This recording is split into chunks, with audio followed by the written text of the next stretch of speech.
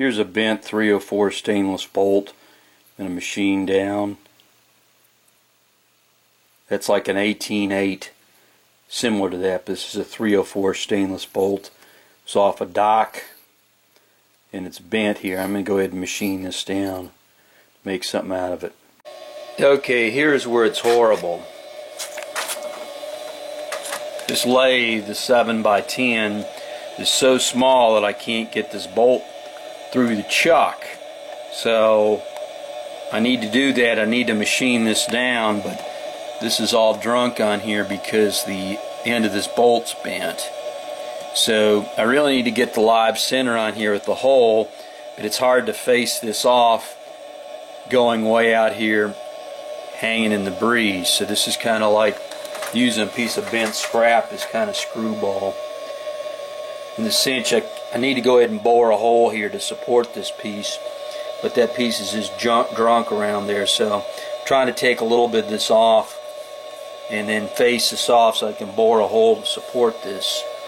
Once I machine this down to less than, I think, 3/4, I can reverse it and stick it up into the chuck and machine off the threads. I'm trying to make a piece that's roughly a 1/2 inch diameter out of this 304 stainless, but with a small lathe like this, this is what you run into.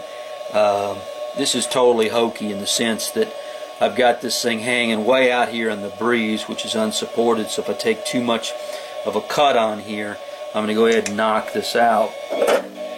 Like on here, it's going to go ahead and pop that piece out of there. So if I go here and take a small cut out of here, here's the wheel automatically advancing. There's a good chance it's going to pop out of there because I'm doing about everything wrong. You can see over here, I've already got some run out, so I'm going to have to redo this in the chuck. Now I could go ahead and cut this off, but I really want this full length, so this is a tough go. I need to try to face that off, and then I can go ahead and put the chuck on here and bore a hole here through the center bit. Got the live center just kind of jammed into this point. I don't have a hole drilled in it yet, and I'm just taking off some cuts on here trying to get this end to be clean. You can see the tool holders moving with respect to the center because of the force of that once around jerking it around. That's really not the greatest thing. Okay, there's a cut that's about 0.8 of an inch. I'm going real slow because it's just trimming off the rind. Really not well supported. I don't have a hole drilled in the end yet because the end of the piece is all not square. And this piece is actually too large to fit through the chuck. After a few cuts here, you can see I still don't have a once around on it. What I really need is a power hacksaw and go ahead and cut this sucker off about right here to eliminate all this monkey business because I'm just messing around here.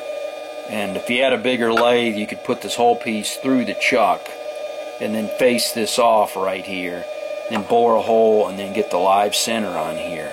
But don't have a larger lathe, so this is the limitations. I think this is a 3/4 inch hole, so it won't fit through there yet. So what I want to do is get this thing. Every now and then I take too big of a cut, and then it has run out here. I have to stop the machine and kind of center up the chuck to have the run out here where this piece isn't bent, and then start taking some cuts. So once I get this diameter less than 3/4, I can stick it in the chuck and then go through and machine off the threads to try to make the 1/2 inch piece. But right now I'm in the brutal phase of trying to screw around here. So if I go over here, I'm going to go ahead and take a cut of about barely touching there. That's 0.5 of an inch, and go through here and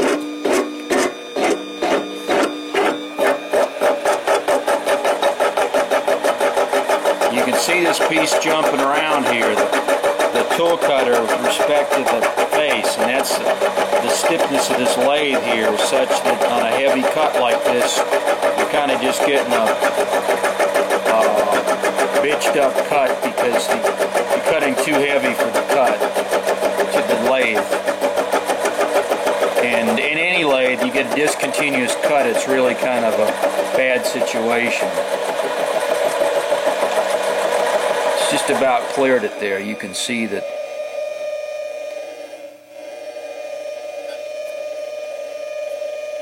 Now I've got the wrong tool on there. It's a 3/8 inch tool, which is too big, but I just want to use that because it's kind of beefy. And then I'll put the proper one on there, which is a 5/16 inch later. That's an engagement of 5 thou. I cranked that 5 more thou. I'm going to go ahead and wait till the dial lines up, put it down, and now it's feeding here. See the dial's going going around real slow.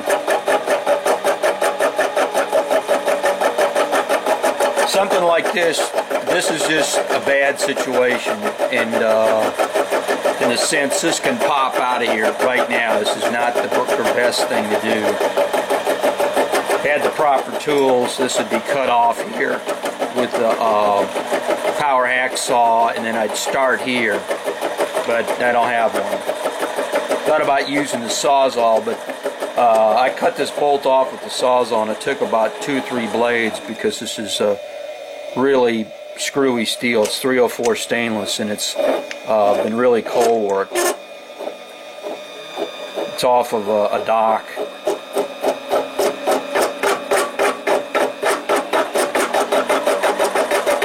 So I cranked in 5 more thousandths here.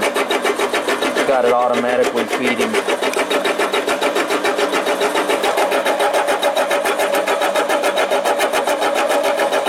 Should be using some coolant on there.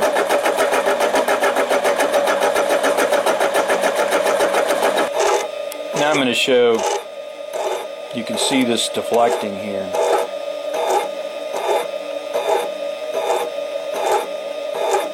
I'm taking a real heavy cut. I'll go on another 5 thou.